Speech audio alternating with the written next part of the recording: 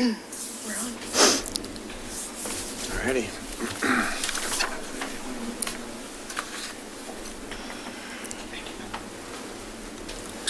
Yep. Okay. I hereby call the 2,294th meeting of the Milwaukee City Council to order. Please join me in the Pledge of Allegiance. I pledge Allegiance to the flag of the United States of America and to the republic for which it stands, one nation under God, indivisible, with liberty and justice for all.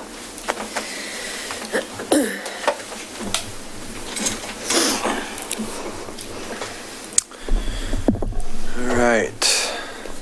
Our first item tonight is the report on the Second Home program. Will be introduced by Adam Jenkins from the Second Home Regional Coordinator with the Ecumenical Ministries of Oregon. Come on up. Thanks.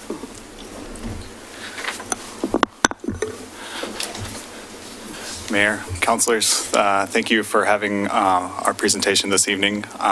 Second Home is a program of Ecumenical Ministries of Oregon. I coordinate for the region with the Gresham Barlow School District, the North Clackamas School District, the Oregon City School District, and the Canby School District. Ginny Pratt is the director of the program and responsible for the operations over in Beaverton and Washington County. So first, Second Home is a community response to a difficult problem of providing stable housing for homeless, unaccompanied youth. In the North Clackamas School District, speaking with Katie Ray, the homeless liaison, she estimates that she saw about 100 unaccompanied homeless students this year. And unaccompanied meaning there's really no legal guardianship that the school can rely on for making educational decisions or health decisions. The student is pretty much fending for themselves and oftentimes couch surfing or doubled up or perhaps even sleeping in a car or outside. Sometimes the students are working jobs while they attend high school. So the program is a formal partnership between Ecumenical Ministries of Oregon, the school district, and the local mediation office. In this case, it would be Clackamas Resolution Service Center. And what we do is we form a network of support around these students and partner with the local community in order to provide them with host homes while they attend high school, and then help to figure out what their next steps might look like after high school graduation, and help network with the community to set them up for success. So whether they want to work a job in the local community, an internship, an apprenticeship, whether higher education is a goal, working with the school to make sure FOSFA gets filed and in place, and that they're working with counselors at the Clackamas Community College or Mount Hood Community College, Portland Community College, or if they have the grades and the financial resources, the scholarships in place for a four-year institution, even helping them move items and prepare for that journey. So according to some of the numbers, you see there Beaverton School District with 1,800 homeless students. That's about the equivalent of Clackamas County sees about as many homeless students. 237 students in Clackamas County identified as being unaccompanied. And there you see some of the youth homelessness in Clackamas County particularly. So looking at the North Clackamas School District, which has 417 homeless students, out of that, in the 17-18 year, they identified 86 as being unaccompanied, but as I just mentioned, Katie Ray says those numbers are rising. So, give a little bit of program overview. First, I'll talk about history, the purpose of our work, and the students that we serve.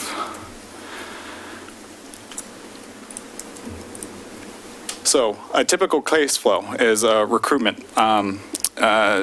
Usually I am working with the community to find community partners to help support the students as far as developing a support team, but also finding the host homes that the students can reside in. And that comes along with a background check, a formal house visit, a conversation with the host home provider about what home sharing might be like with a youth, a teenager, and then any support services for that host home provider. Also, recruitment on the school district side is referrals from our homeless liaison. They've already identified the unaccompanied students. They know the students that are on track. They know students who have the ability to maintain an alcohol and drug-free lifestyle, as well as students that can know what a lease agreement is and what it means to sign a formal lease agreement for housing. And so they make the referrals to the program. There's a process of intake interviews with the student as well as the home provider. I described that on the home provider side a little bit, but with the student, I meet with them and I get a preference list to see what their housing need might be. And then I try and facilitate the best match with the host homes available in the local community. And then there's a facilitated discussion. So we do operate with legally mediated lease agreements, and the lease agreement identifies that the student will be working towards high school success, as well as a commitment to being alcohol and drug-free for while they're in the program, as well as any rules agreement that come up between the host home provider and the youth.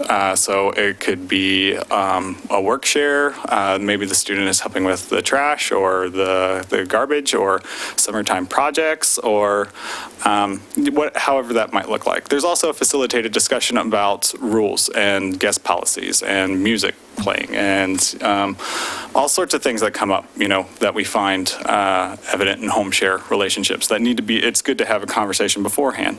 And so the lease does two things. One, it gets a guarantee from the student that they'll be working towards something while they're within the home share. And we work to also engage our students in the summertime with summertime jobs or activities, that sort of thing. But also it's a place to reset from. So if something is not being communicated well, or if there's something that needs to be readdressed about the home share relationship, there's a personal mediator signed from the Clackamas Resolution Services that will maintain their relationship with that home share throughout the process. So even if, there feels like some tension developing or a conversation needs to be had and the home provider's not sure how to initiate that conversation, or even from the student would like to have a conversation about their home share, they can feel free to contact the mediator that mediated the lease agreement with them in the first place. And then there's a follow-up. We have two outline follow-ups, one from Ecumenical Ministries of Oregon, one from the Resolution Service Center. Really, follow-up occurs all along the way. I'm in communication with the school about attendance and working towards degree. I'm in communication with the student about their next steps and what they want to be when they grow up.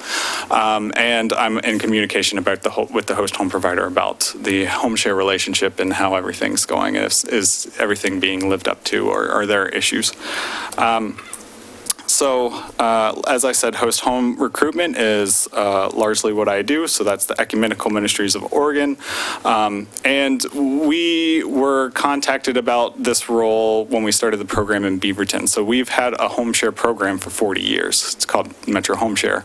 And so we do have some experience navigating these home share relationships.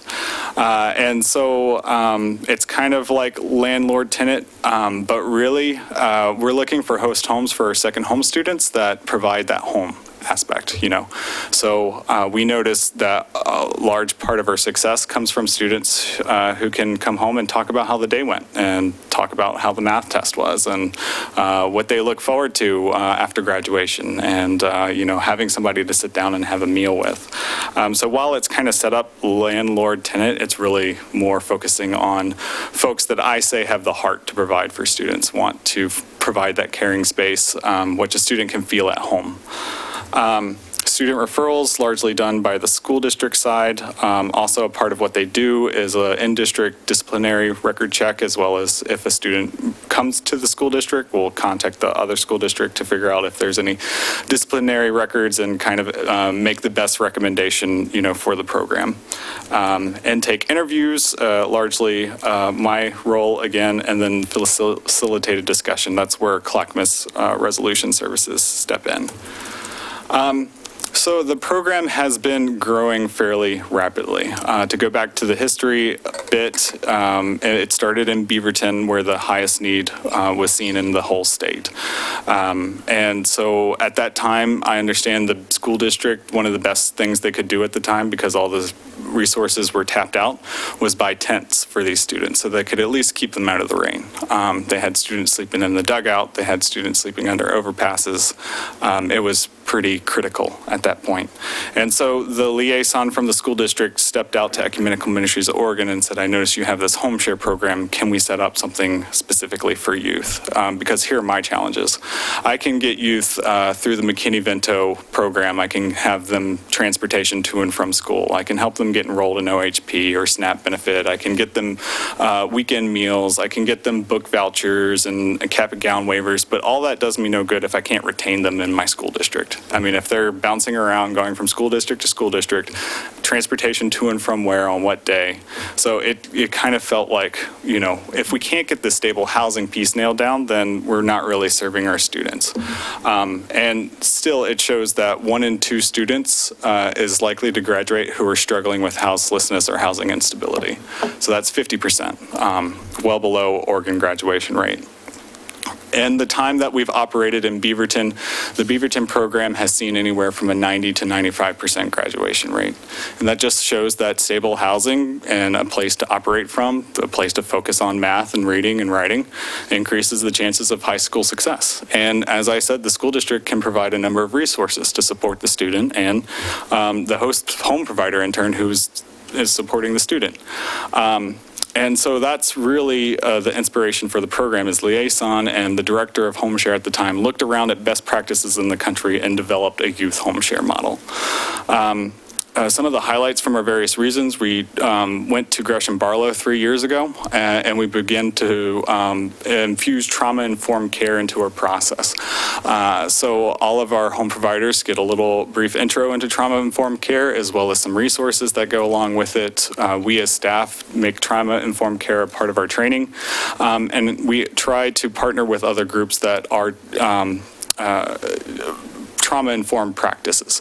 For example, I partnered with the Chill organization that offers surfing, skateboarding, stand-up paddleboarding, and snowboarding. Last winter, I took 2 of my students snowboarding, right, which is, you know, unimaginable for a student struggling with housing instability, homelessness.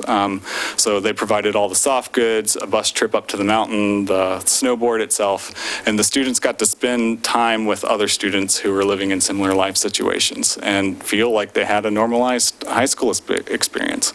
I'll be taking the students stand-up paddleboarding in August. And it's just that great connecting time, you know, where you have those conversations about life and what are our next steps and what do we want to be when we grow up, that sort of thing. And so we look forward to our future expansion. This is our first time in Clackamas County. So we struck the partnerships with the North Clackamas, Oregon City, and Canby school districts in May. And we are very eager to begin the work here in Clackamas County. As I said, the on-time graduation rate for Oregon homeless students is less than 50%. So in collaboration with our communities, Second Home is literally changing these statistics and potentially changing what the face of cyclical homelessness looks like. So thank you for your time. And I would love to answer any of your questions. Well, I was hoping you'd have a slide at the end with your name and contact info in case people watching this are interested in being home providers. Yeah, that slide is usually a part of it. It didn't make it, but I will announce it for the record. So my email address is ajenkins, that's AJENKINS, at emorgan.org. And my cell phone number or my phone contact would be 503-261-4583. And you can get in touch with me if you're interested in being a host home provider. I would love to take you out for coffee and address all of your questions. And there is a Second Home page on the Ecumenical Ministries of Oregon website where you can learn a lot about the program. If you type in EMO Second Home in a Google search, you will find us. Yeah. I have a question. How many, can you give us a sense for how many families, you know, are participating in the various school districts that you've been supporting for a while? Yeah, so Beaverton in the history of the program has hosted 100 students. Approximately. So that wasn't necessarily 100 families. Some of those families hosted a student and the student went to college and then they hosted another student. In Gresham Barlow, I have a family who's serving 2 students currently because they had 2 bedrooms. And actually the student graduated, went to Mount Hood Community College and advocated to use the extra bedroom for another student that was in Gresham High School. Yeah, I would say probably about 80 families or so, probably in the Beaverton, Washington County area, serving second home. The school districts, the North Clackamas School District has identified it would like to be working with 20 to 30 families by the 2020, end of the 2020 school year. Is this also maybe a resource for, some of those informal relationships that are already existing? That's correct, yes. If folks are already hosting a student, we would love to work with the family to help provide additional support and resources for them. Yeah.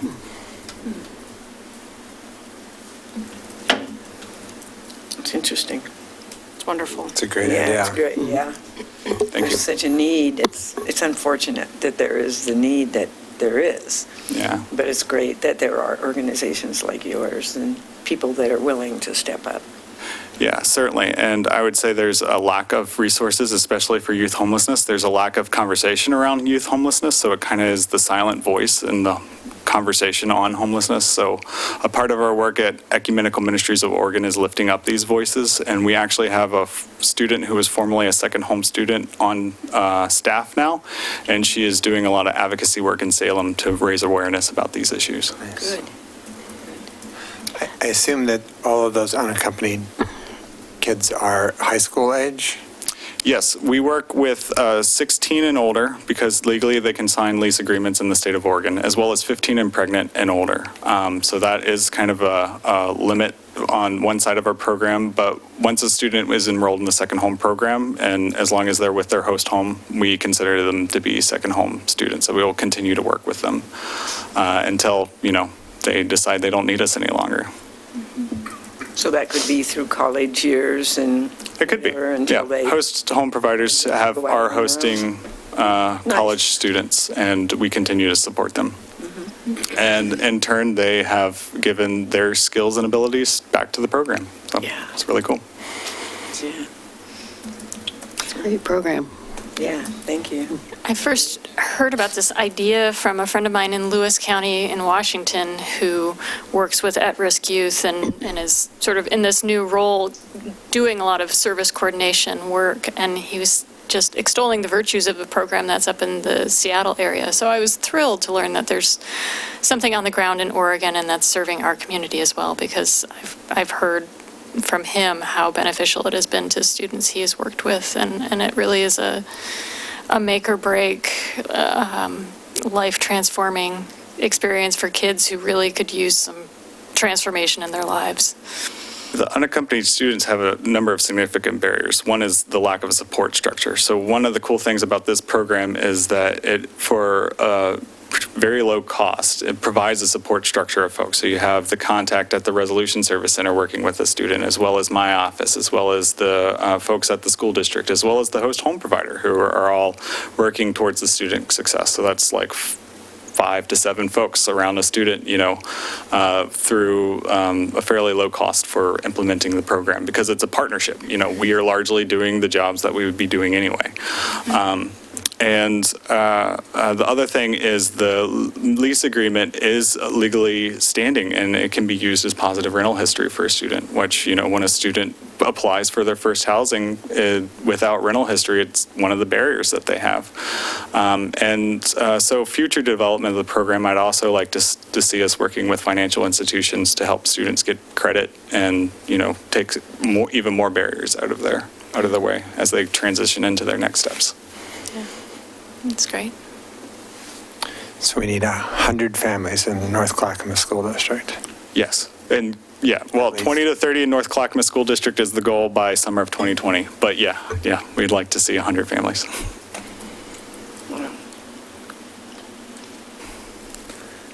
Questions, comments? Thank you so much. It's awesome. Thank you.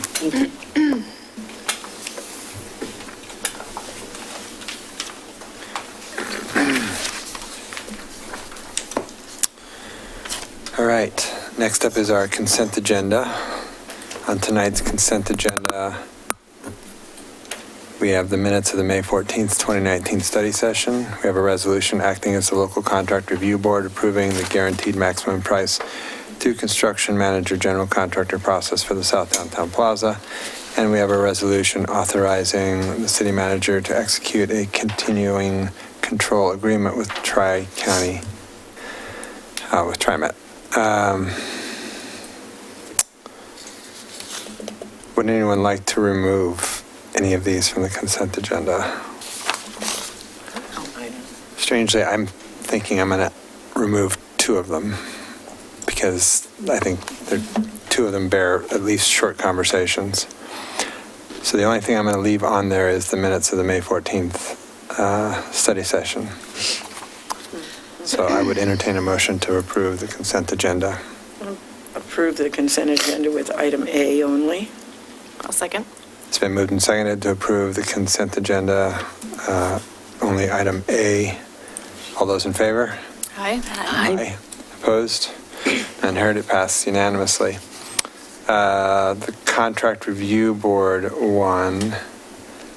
So I would love to have a little bit of a conversation about the whole design that we're So the putting the money down before we're seeing. CGNC contract process is what we did on the library. So if you want to have a discussion about the design, that actually happens on July 16th. My concern right now is that we have preliminary drawings. They are not sufficient for what would actually be useful for you guys to look at and be able to give feedback on.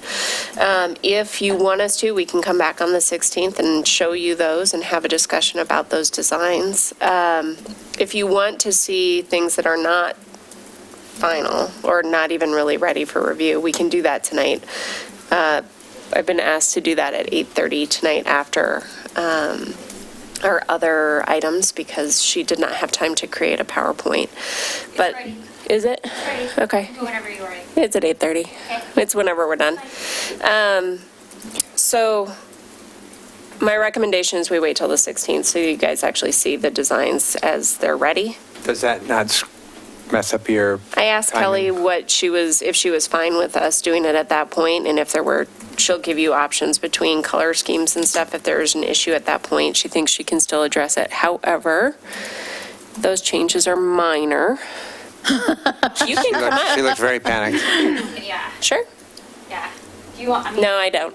At 8:30, you can come up. I We'll think just post 8:30 we it. need to come up because I need to order materials. And so I don't have that option to change colors.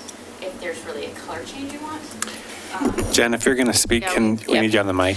And actually, I don't want to talk about it any further. So if you guys want to have a discussion tonight, we can, but then we're going to have to do it at 8:30. You want to do that? Specifically 8:30. because Well, we it's think it will whenever we're take this done. long to go through or, No, if we're done earlier than that, that's fine. But okay. it'll just be after the other agenda items so people can go home. Okay. Hey. Well, then we'll hold off on that one until the end of the meeting. The TriMet contract, I pointed out an issue with the contract and I saw the email, but I didn't obviously see a new contract. Did that get removed? Yeah, we don't have the contract in final form for Ann to sign tonight. We're just asking for authorization for her to sign, and we deleted that Oregon County piece. That was just an oversight from TriMet. Okay. All right. So Well, that was a non-substantive. It was, What was the change? hang on. Yes, it was non-substantive. It was in the recitals, a historical paragraph talking about the agreements that led to the construction of the rail. There was a typo in there that TriMet hadn't caught that talks, it has a Oregon County listed in general. And I think probably at one time it was a vestigial piece that said Oregon City.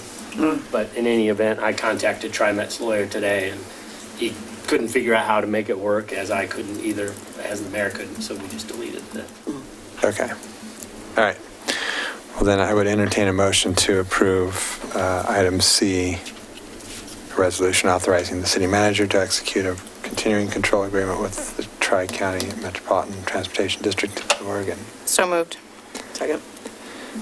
Has been moved and seconded to approve a resolution authorizing the city manager to execute a continuing control agreement with the Tri-County Metropolitan Transportation District of Oregon. Is there any further discussion? All those in favor? Aye. Aye. Opposed? None heard. Passes unanimously. All right, and then we'll hold item B until the end. Audience participation. This is the part of the agenda during which council will hear community member statements regarding city business. Those wishing to speak must fill out a yellow speaker registration card available on the table in the hall and identify agenda item number 4, audience participation. As council has other business items on the agenda this evening, speakers will be limited to 3 minutes each. Because the information provided during the public comment may be new to some councilors, the city manager will respond at the next council meeting to those comments that require follow-up. Before we begin, are there any follow-up reports from the June 4th audience participation? Ms. Ober. I do not. All right. Chris Ortolano. State your name and address for the record. Thank you, Mayor Gambra. My name is Chris Ortolano. My address is 11088 Southeast 40th Avenue, Hector Campbell neighborhood. Greetings, council, city staff. Won't take too much of your time. I'm actually here on your invitation. Mayor Gamba, last time we met, you asked me to come in and speak to the concept of last mile. Last mile is a transportation planning idea that suggests that there's a variety of ways to move people from, say, residential infill projects to bulk transportation lines such as MAX and bus. So as a resident of Hector Campbell, I'm intimately familiar with some of the plans for the Central Milwaukee, parcels that are coming under development, particularly McFarland, Murphyside, Hillside. And it does appear to me that there are many, many stakeholder groups, probably 8. But none of the stakeholder groups are sort of tasked, if you will, with addressing the last mile problem.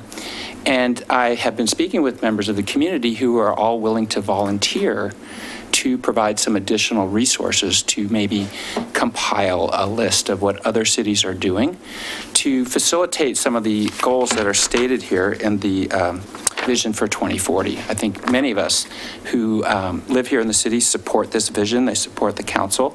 In fact, they support the planning process in general. It's just that this one piece doesn't appear to be held responsible, and we would like to provide some assistance if the council would be willing to mandate a task force and give us some guidance with how to proceed so that we may be able to further address how to move new residents from these residential infill projects to their destinations so that they can get to work without having to be dependent on automobiles.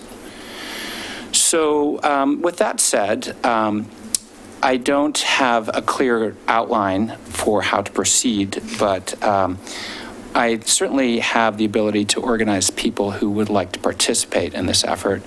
And we don't want to be seen as in conflict, quite the opposite. We'd like to be seen as supportive of the city, the developers, the landowners, the planners, and of course, the community. And I think this might be a good sort of interface to give us all a point of common reference. That said, I'm open to your guidance with how these matters have been handled in the past.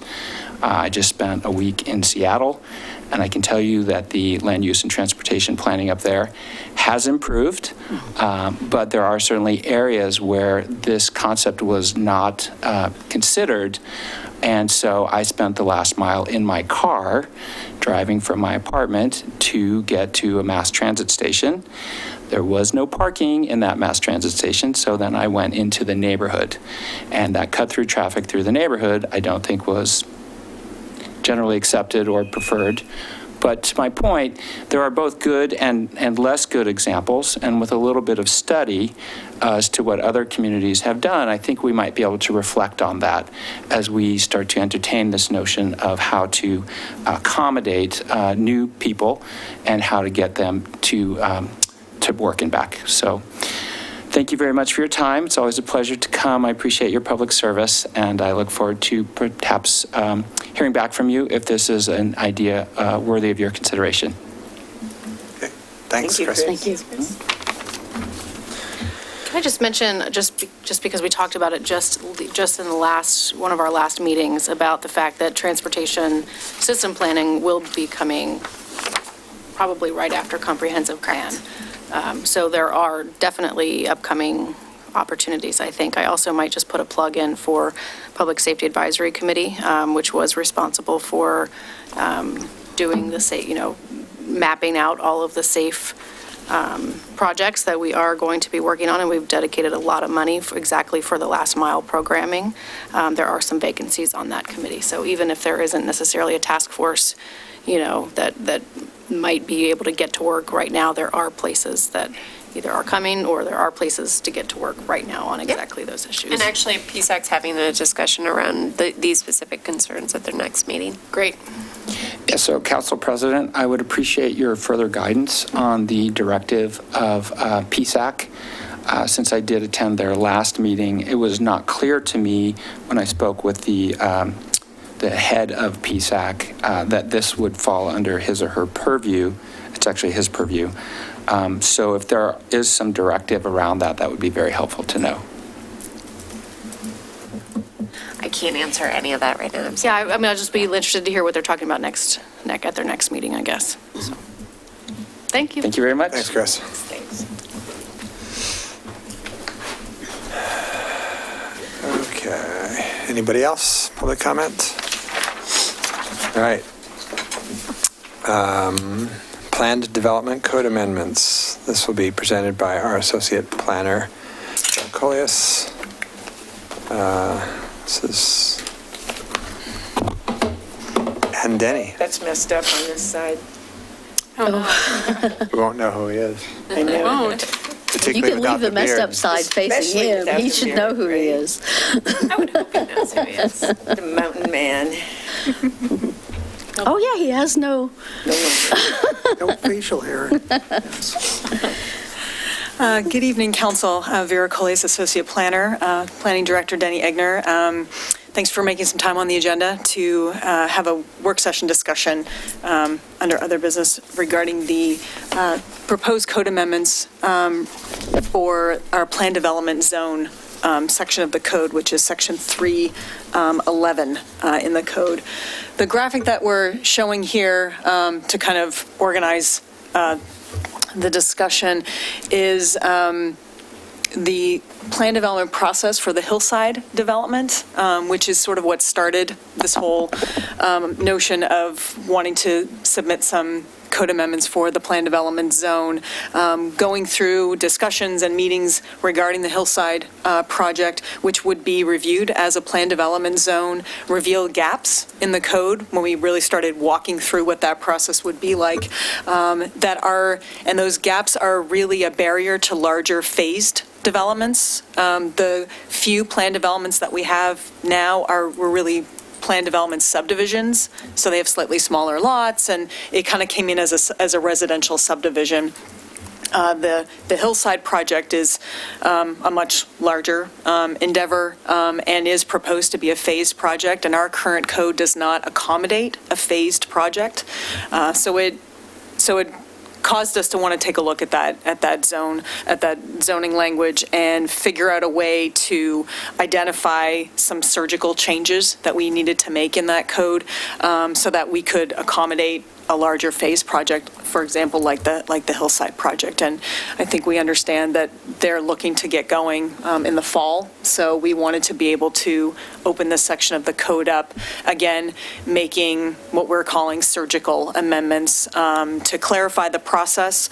We're not changing, the intent is not to change sort of the nature of the review and the things that we review, like open space and the density and sort of the design aspects of the plan development. It's really about the process and adding some language that would cover phasing of a project and allow for a project so that you're essentially adopting or approving a master plan for a project and allowing sections, and that would include a phasing plan from the applicant, so we would understand what the various phases were for the project, and then those phases come in subsequent approval processes. Right now, that's not allowed. It's not part of the code. It sort of assumes that the master plan comes in, the zone is created, it gets approved, and off we go. And it doesn't account for the possibility of multiple phases down the road as funding is available or something like that, which is more appropriate and applicable to something like the Hillside project.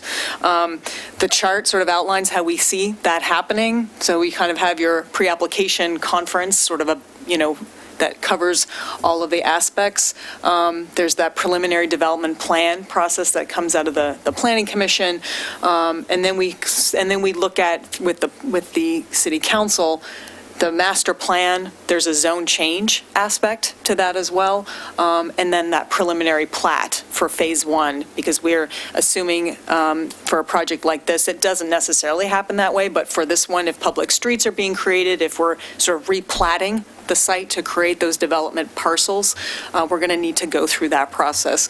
And then we would understand, a final plat for the next phase. And then, so there's one development section or a block, for example. And then the next phase would be another block, and we would kind of be able to go down the road. The language that you had in the packet that's been advertised as sort of part of that code includes, I think right now it's a 7-year sort of cycle for the whole thing. We may, once we get to public hearing and receive comment from folks, that might get extended, and maybe we may amend that to include to be a 10-year sort of lifetime for that approval. We want to include some language that accounts for potential modifications to future phases that would mirror our modifications language that we have now in the code. We already do allow for modifications after an approval through the conditional use process or through, or even a development review process. If there's a change, we want to be able to account for that in the language. That's not in our current code. And you can imagine a master plan that gets approved this year in 2019, phase 4, that's 5 years from now, it might end up getting tweaked. And we want to make sure that we have a process for that it's not just automatic, but there is a review process to allow for some modifications to that phasing as we go down the road. So again, the proposed language was intended to clarify the process. This is a really complicated section of our code, and we don't use it very often. So it was kind of a nice exercise to imagine the Hillside project going through this and trying to figure out, okay, how would this work? And we kept running up against, how would this work? What does this mean? So we wanted to insert or revise some of the language to really clarify what that process is like. But again, it doesn't change the design aspects of it. It's really about kind of how would this work, not what would be there, or the ability for the Planning Commission and the City Council to be able to look at the design and really affect that piece of it. It was really about how the mechanics of the review process. Yeah, the code today, the plan development code, not only is it complicated, it's just horribly written. So it tends to be really confusing. And what this process does is separates the zone change that would change the density from the development plan. So the development plan is really about what customized features are required for this development to occur. It's not addressing the density as such. In the Hillside example, that area is zoned R3 today, and they're going to need a zone change for some of it, probably to the GMU district that is south of it, and perhaps maybe some R2 or R1. I'm not sure exactly what density they'll need, but they will need a zone change to increase the density. This process separates that from the plan development, which would be the tool that we get at design details, street widths, any kind of environmental features that are needed that are different than what the code requires today. So, is that clear? You're looking a little bit. Well, just something you said. Why would we not just zone the whole thing to match the GMU? We could. I don't think they need it, though. I don't think they'll need the entire site zone GMU, and I think the threshold to make the change to GMU for the entire site is a bigger potential transportation impact than if we make the change smaller. So, I mean, that's at least what I've been thinking about as we've been advising them.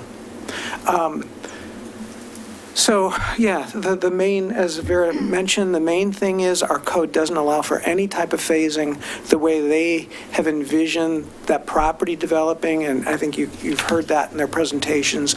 So they're thinking they would sell off one of the blocks.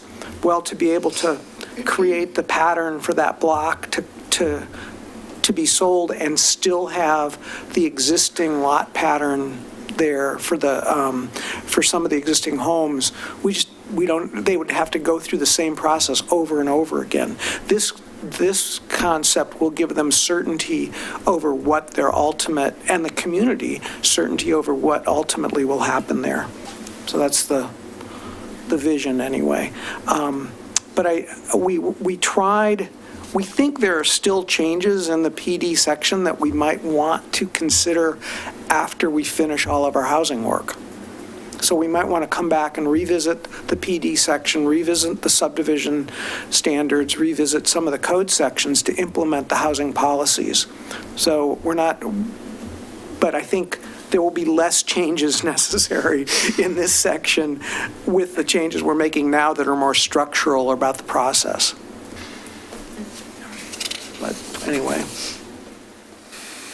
So you mentioned, Vera, modifications. Is there a section on modifications? Not yet. That's Okay. in between. Once we have a public hearing, the public hearing with the Planning Commission is July 9th. So we'll have revised language at that point. Okay. And then when we come to you, I think early August is when we are sort of slated to come for the public. There will be we keep tweaking this language as we go and as we have folks review it. So, but for the public hearing for the Planning Commission, there will be a revised set of language, and there will be that modification language will be in there. Okay. Yep.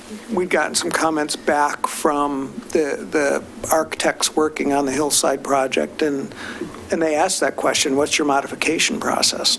Which was a great question. Yeah, it was. It was a really good question. So we have some language that we're developing for that as well. So one of my questions was, and I sent you guys an email on this, and you probably answered me, but I haven't seen it. There's a 2-acre minimum here, and I wondered if we wanted to, do we want to keep that minimum, or do we want to have a smaller minimum? Could this be a useful tool for some of the larger cottage cluster sites? Because I think, the sort of single lot cottage cluster sites, they're not going to go through this, but some of the bigger sites that were in the study, this may be a way for them to get going faster than waiting for the code rewrites that we do after the comp plan. I think that's possible. I mean, there's an easy change to reduce that. I don't know what the perfect size is for that. I mean, it's a fairly complicated process, and trying to bring this down to some smaller lots may create a lot of burden on someone to have to go through. But as an interim solution, it might help to get a cottage cluster started. Ultimately, the cottage cluster process will work much like our multifamily design process, where we'll have a set of clear and objective standards that somebody ought to be able to follow to get that cottage cluster created and not have to go through any kind of discretionary process. It should be really straightforward. This is a highly discretionary process that has a lot of... I just think those discussions are going to be... I think they're going to be hard and long about what's the proper setbacks. I think designing the setbacks and the rules for cottage clusters is, and we heard it in the comments from the citizens, it's so different depending on the lot, on the location, what seems right. And so I think we've got a hard road ahead on that. And so I just was thinking if there's one of these bigger ones that. The lot size is a good one. Yeah. And the other one that's in there is actually the amount of open space, which as sites get smaller and smaller, that becomes much harder to deal with. Right. But again, those were a couple of items that we thought we would address as part of that bigger package of housing issues. But I think they wouldn't be difficult to address now, but I'm not sure what the right dimensions are. Well, why would we, I mean, I guess, if we understand that it's a really difficult, it's a difficult process to go through, and at a certain point, there's just going to be a sort of a natural, market-driven answer to that question that maybe we don't need to provide one. Right. A minimum lot size? Yeah. What's... Yeah, because they'll make their own determination. But, yeah, market-driven. that's possible. Yeah, I've worked in other communities where there isn't a minimum. You could use the plan development process to modify basically any kind of project you were looking at. like you said, you're not seeing it. Right. So it's not like, they're not going to be knocking down the doors to do it. So, it just seems to me to open up a potential avenue that, Okay. yeah. That maybe no one will ever drive down. Yeah, maybe not.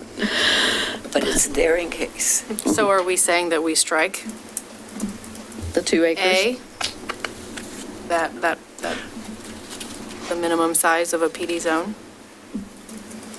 Oh, RS 61, very top of the page, under 19.311.3, development standards. I think that's where you are. yep.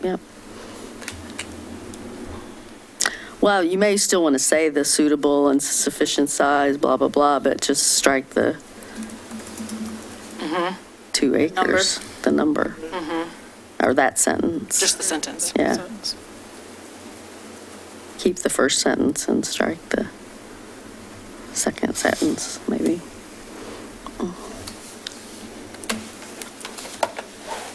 Okay. I'm fine with that. Yeah. Okay.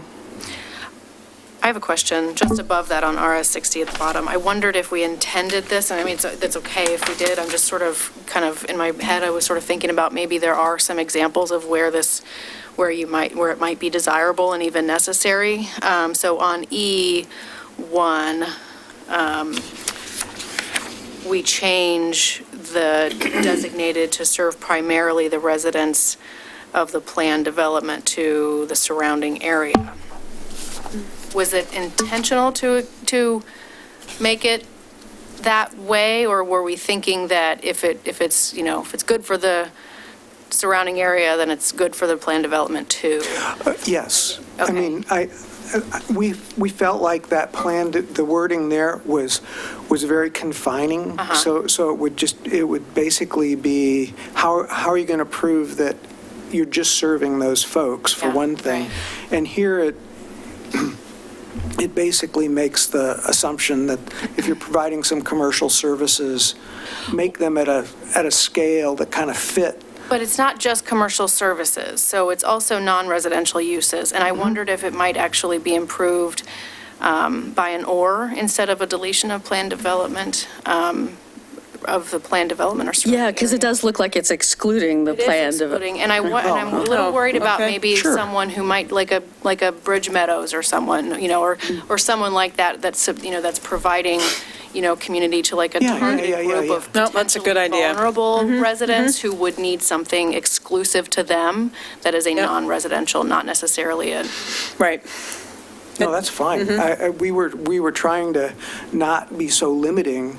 And I like that. I like that Yeah. it's, but I like it better as an or. It's both. Sure. Okay. I think that's a great suggestion. Yep.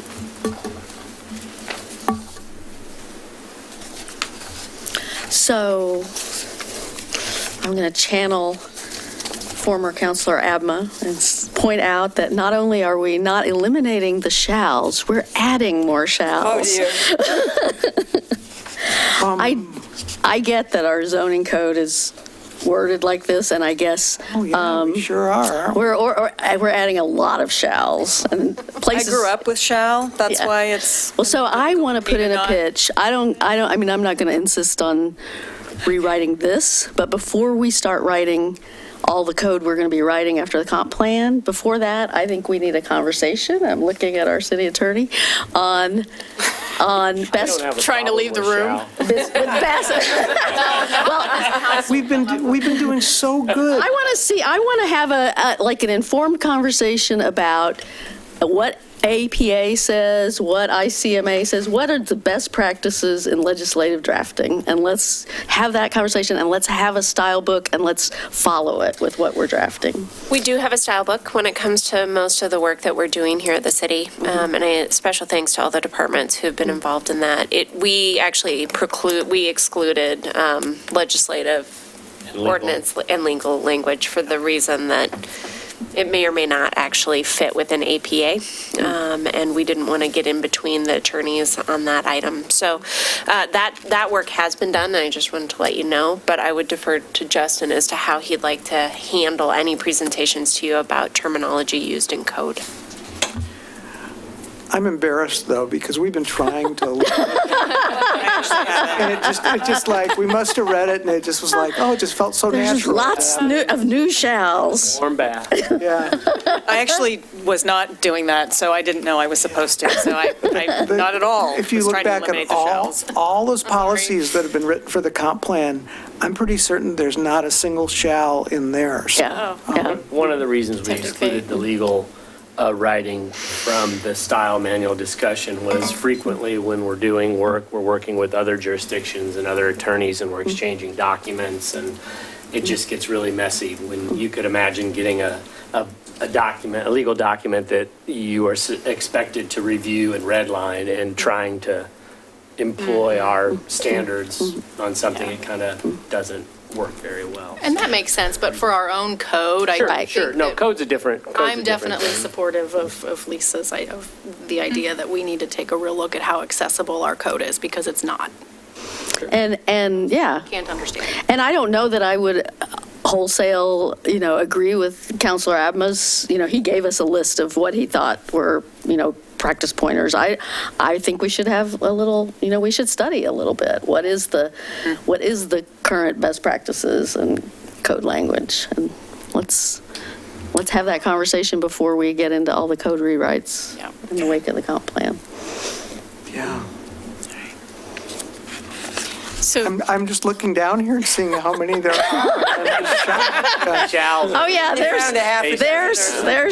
a whole boatload of shalls. Okay. Well, that's just how natural it was to write those. Right. And I went through and I looked at some, a lot of them just become wills, but some places They don't. they don't. Some places they're a present tense, and some places, so.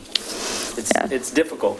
It really shouldn't be difficult. It shouldn't be difficult, but just that's a good example of when you go, you can't. Well, you can't just Find and replace. find and Sometimes replace. shall just makes sense.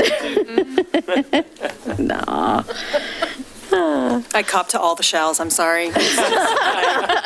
It means something to me. you shan't do it again. I shall, and I will.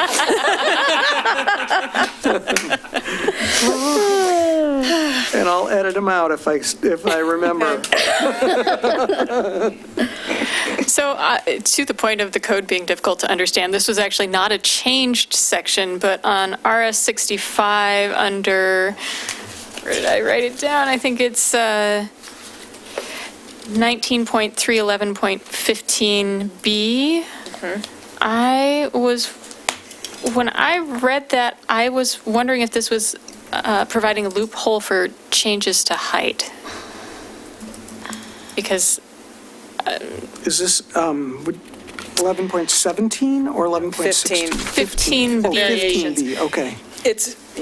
You make a good point, and actually that would be where we would, because this was a section that doesn't provide a good modification section. So this is our current modification section in the PD, which I mean, it just sort of says you can, as long as you don't do these certain things. But what if you wanted to? And so it's a very loosey-goosey way of dealing with it. So this section will be rewritten to have a more formal modification process, so that even if there was a height thing, it would have to go through that modification process. That would still have a review process for that. So you couldn't just wholesale do it. Right. As long as you didn't, same density, but now it's a 6-story building or whatever. Right. We wouldn't, that's not the point of this at all. So we will have new language for that. Okay, great, thank you. Our current process has, for conditional uses, there's minor and major modifications. So we were going to mimic that. So there's certain things that, it's easy to change without having to open the whole thing up. And then the major would be a much more complicated one. I just know that there's concern in the neighborhood about proximity to tall buildings, so I wanted to make sure we weren't accidentally opening the door to that happening without some review. That's a good catch. Next steps? Next steps, public hearing with the Planning Commission, first meeting in July, and then we'll be back before you with the public hearing. I think it's the first meeting in August. That's the idea. Great, thank you. Thanks very much.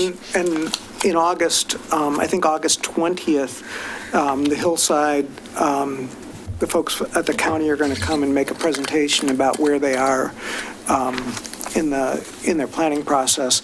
They will have met with the county commissioners at that time and had some certainty from the commissioners about what they want to do. So at that meeting, it will be really, you'll be taking information in rather than directing them.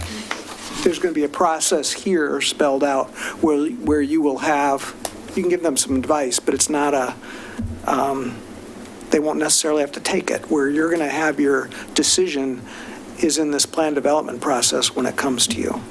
Okay. So, okay. Thanks very much. Thank you. That we're on time. All right. Next item is council compensation discussion. This will be introduced by our city manager, Ann Ober. I just like my new seat. Come over, represent, take it back. Thanks for coming, for grabbing these. Hi, everybody. Thank you.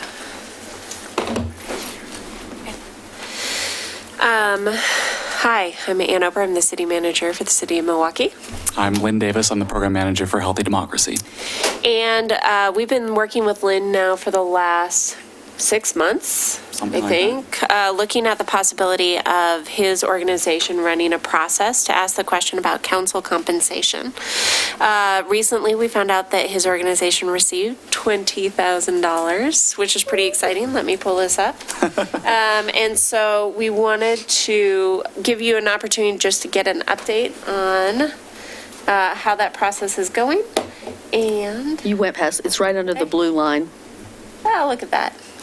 Thank you. So with that, I'm actually going to turn it over to Lynn, but I'll hang out here to answer any questions. All right. So I'm just going to talk a little bit about the funding and sort of where the process is in terms of time, and then answer your questions. Coming there. Nope. Oh, that's Uh-oh. super helpful. Or insecure.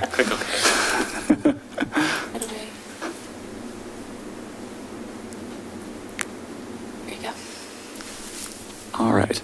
Yep. Cool. So the funding, as Ann said, is based off of this $20,000 grant that we were hoping for from the Sailing Foundation, which is a local foundation that we've worked with before. And they funded the Citizens Initiative Review, which is our main program, and they're a very, very small foundation. It costs quite a bit more than that, but the staff and overhead are just being covered by us. And then there's staff time involved here, our meetings with Ann and Justin, and some help from Public Affairs and GIS. The venue has been graciously donated by CCC, the Harmony campus. I'll be using that nice room there. this is the timeline. This week, the mailing is going to go out. So if you remember, the process is essentially we send out a mailing to 5,000 randomly selected households. So that's more than half of the households in the city of Milwaukee will get this letter. Of those who respond, then we do a random selection process to find this panel of 20 citizens who will help decide the issue over 2 weekends. So the mailing's going out this week. They'll have about a month to respond, and then we'll get the replies back and do a panelist selection event here. We try to make it as transparent as possible. So that means having a public meeting where we do the selection. So are you interviewing them? No. We have no idea who these folks are. In fact, their information is completely anonymized before the selection happens. Okay. Yeah. Okay. But you're trying to hit certain demographic.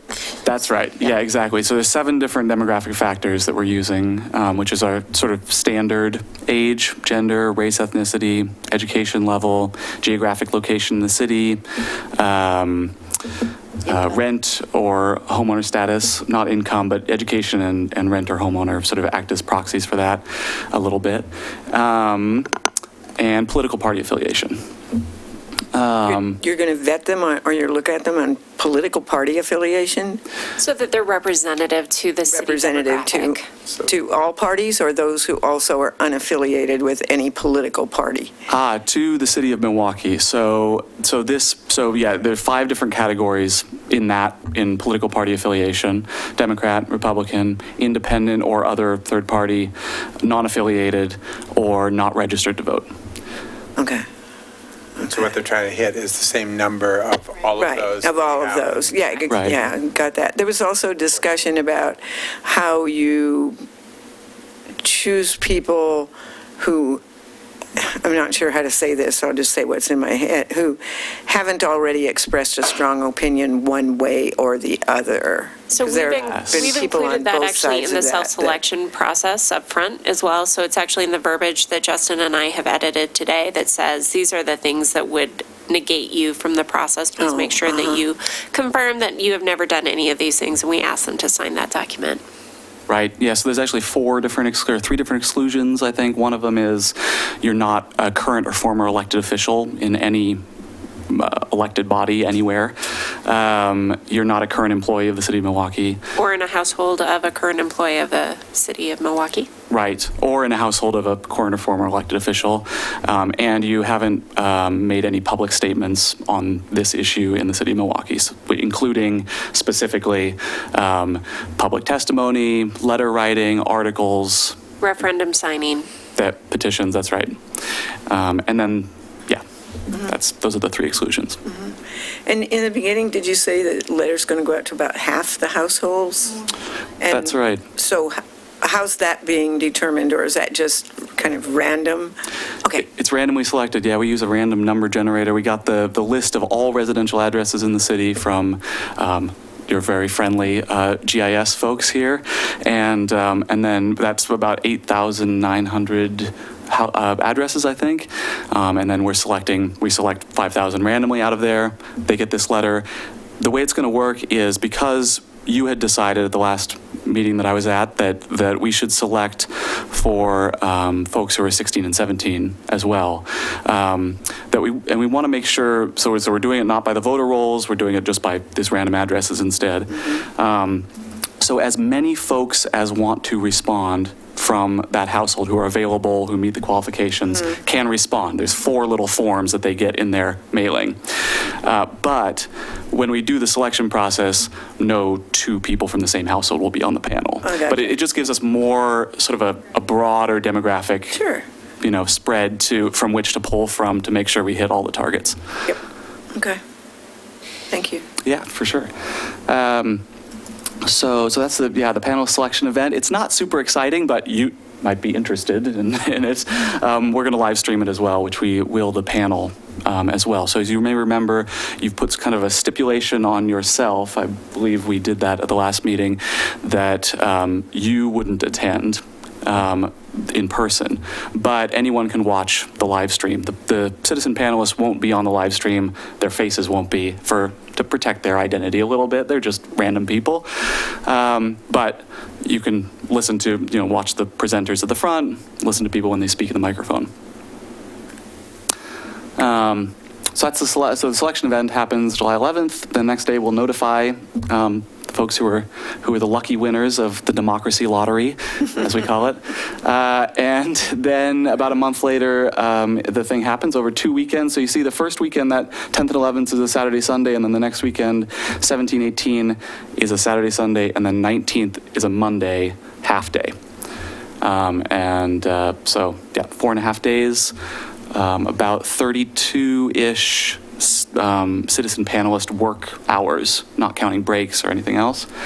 They'll hear from 3 or 4 different panels of experts, and that'll actually be the next slide here. I should say, just before we move on, that the panel will come up with a document at the end of the review, and then we will randomly select members of the panel, once again, to come and present it to you formally at the council meeting on September 3rd.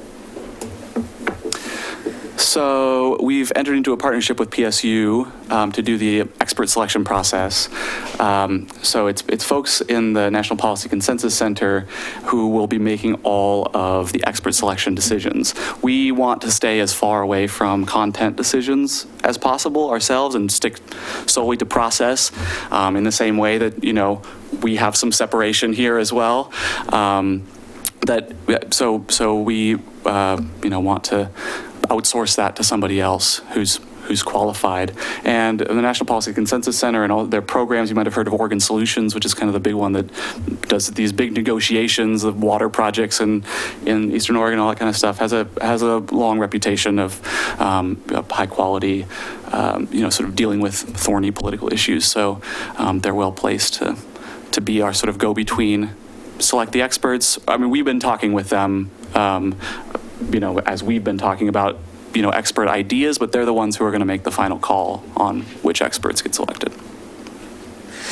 In full transparency, I've also been asked, as has Justin, to submit a few documents that are historical in nature for the city, just to make sure that all content that's needed for the process is included. So things like our charter, things about the history of when the forms of government have happened over the course of the last several years, current compensation rates. So we're giving them part of the budget document just so that they have access to that. And then I think those are the major ones. And then we've directed them or asked them to work with ICMA and with the National League on questions about anything above and beyond that, and to bring in outside experts to talk about form of government or anything else. Yep, that's right. Mm-hmm. Yeah, so the range of experts will be pretty broad. This deals with obviously core kind of philosophical issues about the nature of public service. It deals with very minute issues about money in the city. So everywhere along that line, there need to be people who can speak to that. Questions? So what happens at the end? You present a document to us, and you thank them very much. That's right. Yeah, and then we thank them, and that's great and good and wonderful. But hypothetically, what if it's something that we'd have to let 1 or 2 staff people go to be able to afford to, implement what you provide for us? Or what if it says, gee, even the $300 you're getting now is too much. Nobody else gets that, so let's do away with that. It could go either way. We know that. My ask is that you accept the information, you let the people leave the room. We can schedule it so it's work session when the information's presented, and then a break, so that then for the discussion, you can move into the discussion and direction to staff on how you'd like to then process the information. I see. But I'd really like to give the individuals who are doing the presenting the opportunity just to share with you their absolutely. thoughts. There's some concern from Healthy Democracy about those individuals becoming engaged in the after process because they can't represent the group, they can only represent themselves. And it's not really fair to them to especially when they're randomly selected to come to present, to somehow be given an opportunity to further engage in that process when other members aren't. Right. So our only ask and our recommendation is we'll put out in work session. We have dinner, we come back in the evening, you then can start digesting that, or we can push that to the next meeting after you've heard it all, and then we can start a process by which you'd like to direct us on how to proceed. Yeah, our baseline ask of you is that you take the recommendations seriously and consider them and provide some sort of formal response to them. Beyond that, whether you send it to a referendum or pass something or whatever is, yeah. And I guess you haven't done this before, so you don't know really, but I mean, how much material are you expecting to give us back? Not much. Not much. Yeah, this will be a single one or two page document. Okay, okay. Yeah, with a recommendation or perhaps a couple of recommendations, perhaps a dissenting opinion, and then rationales for each of those, which is the bulk of their sort of work and development as they use the process is essentially evidence gathering over the first couple of days. Then that evidence will become sort of rationale for the various alternatives that they will develop. They choose an alternative or a couple alternatives, attach the rationales to them. That's what you get. And you said it would be live streamed, but will it also be available for later watching? Is it going to be on our page or it's going to be on some I don't know. other? We have yet to work that out. I would love for it to be on. It would probably be on ours. Yeah. Yours? Okay. Yeah. Great. Yeah. The other, I'm trying to think what, no, I think that's it. No. You're good. Does that work? Yeah. Sure. Okay. Then staff will continue to work with Lynn. I just want to, I'm going to give him a little bit, this is what I was going to say. They are using grant funds. So once we start this process, it has to go all the way through to completion, or the city is agreeing to pay them back. Because they won't be able to repay the grant funds and they'll be out the money. So I just wanted to disclose that to you, that Justin and I are working on an agreement right now that does say we will complete the process once we get the head nods from you. Perfect. Yeah. Thank you, everyone. Thanks. Thanks, Lynn.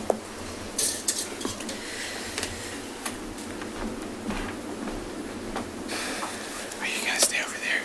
All right. The next item is the City Hall update discussion that will be led by the interim Community Development Director. Look. Whatever, Look at that. Yeah, got that. Change-o. Thank you, ma'am. Her title changes quicker than, I don't know what. Yeah. We have it. Well, good evening again. Layla Aman, Interim Community Development Director. Happy to be here tonight to provide you an update with City Hall and a potential transaction that we are considering. So a couple of weeks ago, our city manager, Ann Ober, gave you an update and got direction from you with respect to doing some public opinion polling, authorizing us to move forward with hiring of a broker and conducting some appraisals. So I'll start off with just giving you some updates on those three items. So at this time, staff is recommending not moving forward with the public opinion polling, and that will be the bulk of my presentation once I get through these updates as to why we're recommending that we just move forward with the staff recommendation from tonight. Since we also met with you last time, thanks to help from Kelly Tucker in our finance department, Bonnie Dennis, our finance director, and Peter Passarelli, and we expedited a competitive RFP process, a full RFP process to hire a broker. We got 4 solicitations or 4 proposals from that, from really highly qualified brokers. We selected the most competitive, and we are currently in negotiations with them to establish a contract and doing it at breakneck speed, I will add. So my thanks to the finance team for helping move that forward. My hope is that we'll have them under contract by next week. So that is moving forward. We have initiated did appraisals on the Pond House, so that is moving forward, and we are working towards a potential lot line adjustment on another property, the Bertman House, working in collaboration with the Milwaukee Museum as well to get to a place that everyone's comfortable, and then we would move forward with an appraisal there. So, the opportunity. I'm very excited about this. So we have been presented, I think, with a unicorn of a deal. In this case, I love that you didn't even buy that picture. Yeah. She did it. it's noted here, so I'm not stealing anything. That money. But it's such a unicorn of a deal that he's doing the dab. So without getting too specific, we have an opportunity, as you know, to potentially acquire an existing building that would unify several city departments. And this is on Main Street, and this is unprecedented, frankly. We have spent a lot of time as a team really going through this hard, and we feel that the economics of this opportunity really makes sense for the city, and I'll talk a little bit more about that. It's a lift, not going to lie. But it's a worthy one, I think, and it will deliver on multiple needs for the city's continued growth and success. So the staff recommendation is that we unify and we use internal resources to do so. Staff is confident that this is a cost that can be managed internally, and we recommend using internal resources to finance this potential acquisition, to really consolidate city operations into one building. Community development, so my department, engineering, all into one building. And why do we want to finance this internally? And I think the real obvious answer is that it avoids additional direct costs to our community. So by not going out to a bond measure, it saves us the ability to talk to our taxpayers about things that are tangible to them, things that they care about, things like libraries and affordable housing and other services that really matter to them. I don't think that city services and operations are things that the community prioritizes at large, but it is certainly something that our administration and you do as well, because for us to best serve the public and best serve their resources, it's essential that we operate efficiently. So we believe that the internal resources that we can dedicate to this is a worthy expenditure. This is a problem, our lack of unity, frankly, that requires a really thoughtful solution. And we've really been working hard to find those resources, and we believe we have a plan that can allow us to do that. And this is something we've been looking at for a long time. The city is really splitting at the seams. I think you're well aware of that. When you have dinner or try to use the loo in this building, it can be a little complicated. There's no room for meeting anywhere. I actually have an office, interim, for a while. So that's a first, but I've had meetings outside of JCB under, an awning to get some privacy with my staff. There's less and less room for people, frankly. And the departments that interact the most, so community development, engineering, and city administration, are the furthest apart. And that's problematic for multiple reasons. I couldn't help myself because I love data and I know how much you all love the climate. So I wanted to talk a little bit about efficiency, our climate action goals, and time spent, frankly. One of the biggest issues we face is time spent traveling. I myself spend a minimum of 30 minutes a day in a car, sometimes on my bike when I can be sweaty and it's okay, going back and forth. And this is frankly, I think, in conflict with our climate action goals. And we just simply don't have viable transportation options for staff at JCB to our Johnson Creek building, for those who aren't familiar with the acronym, to take alternative forms of transportation. I will note that we actually at JCB have the highest mode share split for biking. So I just want to say that. Vera, who was just here, is one of like 4 people who helps bike. So just to give you a sense that an average trip back and forth between JCB daily on a workday creates about 0.57 metric tons of carbon emissions annually. What does that mean? You could charge, everybody in the city's cell phone 3 times over a period of time. It would take 10 trees, actually 20 trees, for me to make up the carbon emissions that I've spewed out for the last 2 years going back and forth to JCB. So I'm driving home a point, I think. so I won't belabor it any further. However, I think centralized function in our downtown really would reduce operational efficiencies. We have a number of studies that indicate that. It would centralize functions for the public. It would bring all of our public-facing services, so we have utility billing downstairs.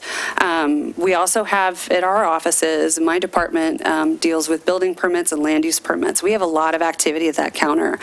In terms of equity, people have to drive there. It's really the only way you can get there unless you want to get on your bike and ride the spring water, which I'm all for. But having the opportunity to allow access to people of all modes and income levels by having us centralized, all of us in downtown, that makes the most sense.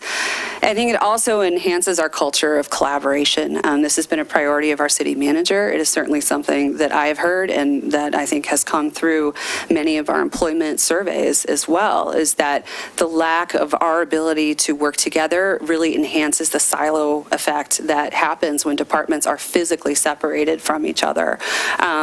It probably gives Ann more time because I'm not popping in her office every 15 minutes, but there's certainly some value in doing that because that's how work gets done, is by working together. So that, I think, would be a massive advantage for many of us. This is something we've been thinking about for a long time. So to prepare for this, I went through years of history. I've been working with Ann and others on the team. And we haven't done it because we really haven't had the opportunity. I know very well how expensive new construction is. All of you do too. With the journey we just went on together and are continuing to work on together with the library. We learned, I think, two really important things from that. New construction is exorbitantly expensive. Renovation can be almost more expensive because of the risk associated with the unknown. In fact, what we learned from the library is that the renovation risk was so high that it made more sense to actually tear that building down and to rebuild it. And I stand firm that that was the right decision because we just know that old buildings, there are secrets within them that cost a lot of money. And so I think it's a fair statement to say that a renovation and expansion of a building like this would be extensively expensive. And so we learned from that, and I think we apply that lesson as we move forward. We've been making do, and we will continue to make do. It's one of the things I love about this city and this community is we make do. We do the best we can with what we have, and we do a lot. But our need has really never been greater, and I think my department is one of the most impacted. Samantha, our building official, had 30 inspections on Friday. She had 15 today. The demand is huge, and so we have a lot of activity happening. We have SAFE projects that are being implemented and engineers being hired to execute on that, which is a priority of yours. We have more programs that cross functional boundaries. SODO was a good example of that. We brought together multiple teams around that, and I think that was a successful, and we're almost done, process. And so this kind of bringing together of folks would really allow us to, I think, take our work to the next level. But when we talk about moving, we can't help but talk about what about this building? We understand very well that those two things go hand in hand. So we know that any effort to move city services from this building to another building would require a concurrent effort to determine and work with our community members and you to decide what happens with this space.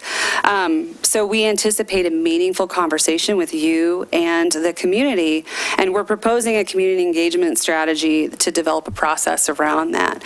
I think number one, that maintaining the facade of this iconic structure on our main street is an essential thing. This is a contributing and significant building, and so we would want to ensure that that is carried forward. But we would also need to do that and balance it with the fiscal responsibilities that we have as a city. And so we would have to develop a process that is transparent and open, that we can understand kind of what are the major things that we need to preserve here, and then how do we balance that with the financial realities, and so to try to find the best potential use of this space that delivers on those things. So that being said, staff is recommending, and we're hoping to get a thumbs up from you tonight, to move forward with internal resources. I just want to express that I think now is simply the time to act. This isn't a problem that will go away. It's one we've managed, and if the decision is to not do that, we will continue to manage. But it is something that will have to be addressed down the road. And what I can guarantee you, and what I do know, is that an opportunity like this is rare.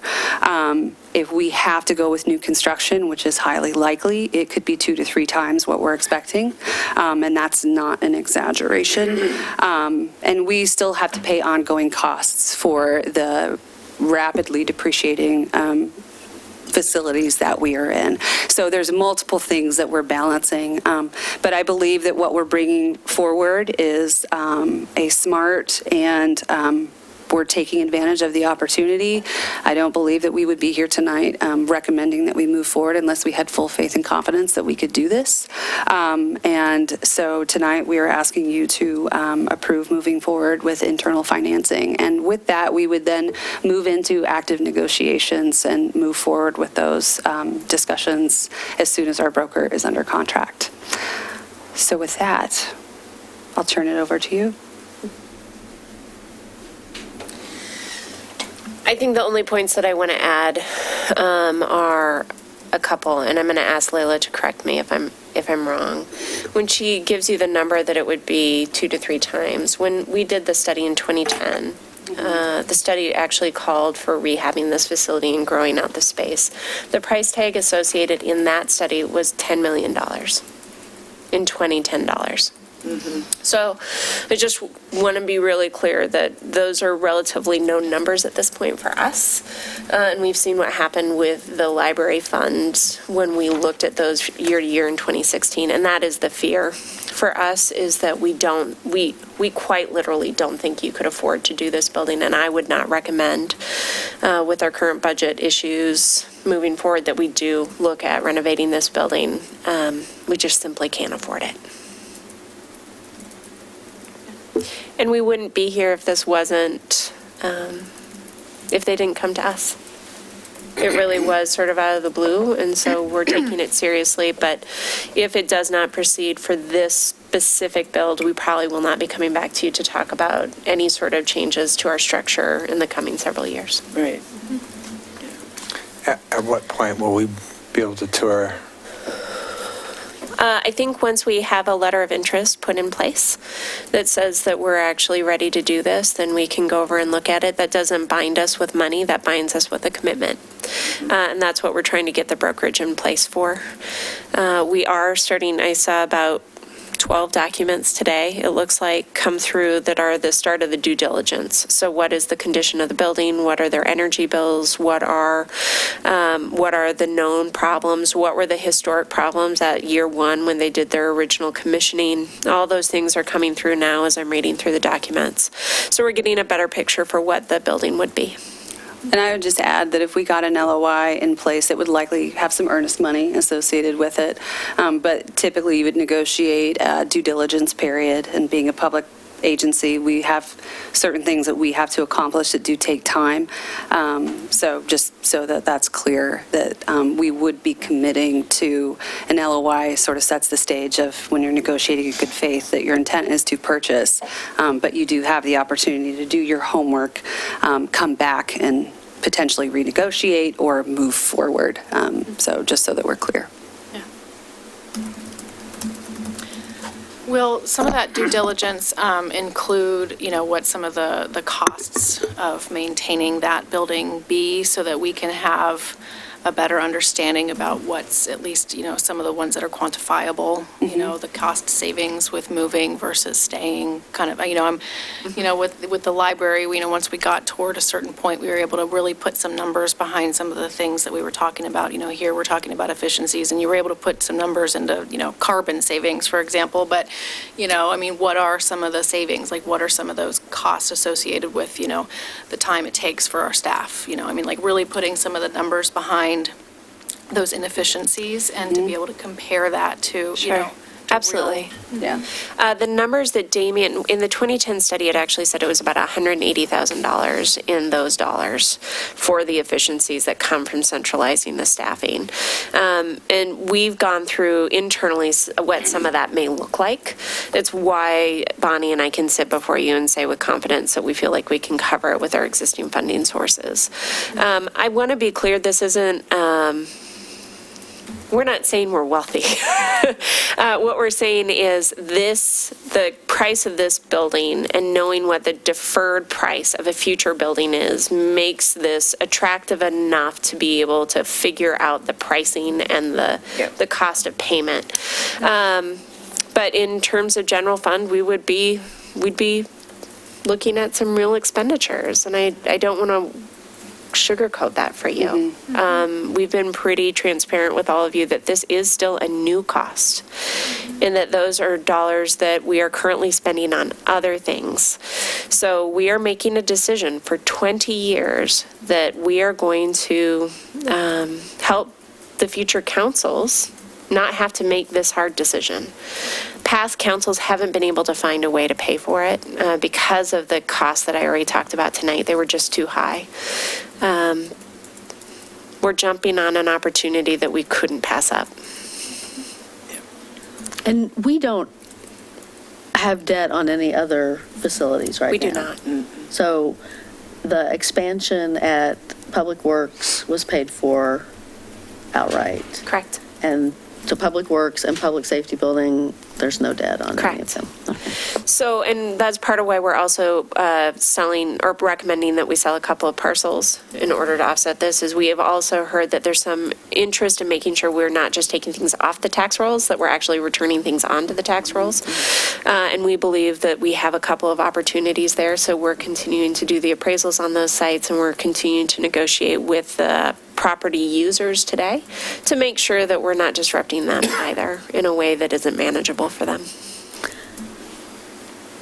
So I'm all for going forward, I think, but I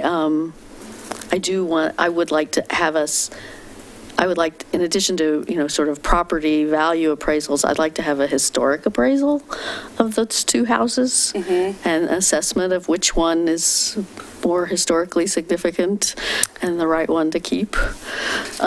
We did do a little bit of groundwork on that today, just to give you a heads up. So everyone on air hears me. We are not actually looking, we don't own the building the Historic Museum is in. However, they have asked if they can negotiate with us for possibly switching building uses on one of our sites.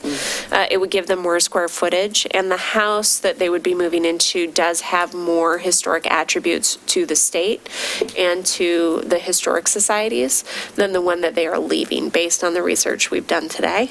And so there is some benefit for them to actually make that decision. But we're doing the appraisal. We will make sure that you get some documentation on both of those units and about which ones are contributing and at what levels. Okay, great. And I anticipated that you might ask that question. So I went to the state's website and pulled the records for both of those buildings. So the Milwaukee Museum is located at 3737 Southeast Adams. And based on the state's website, it is a non-eligible, non-contributing building. The other building, which is called the Fire Department offices at 11022 Southeast 37th, so the Bertman House, as we refer to it, is eligible and contributing. But does that just mean no one ever submitted the Weiss House that the museum's in? I mean, what does that mean? I'll double check, but if it's on the list, it means a survey was conducted, is my understanding. But I will verify that, and if I'm incorrect, I will come back or have Ann update you That at the next is meeting. in alignment with what we have been told by the management of the museum. So it was not surprising to us, because they moved the facility and because of the number of upgrades that they had to do to the facility. They did not expect that it was a significant contribution. And if Greg's listening to this and I got that wrong, he can call me tomorrow and I'll correct it. But that is how Scott and I both heard it when we were meeting with them.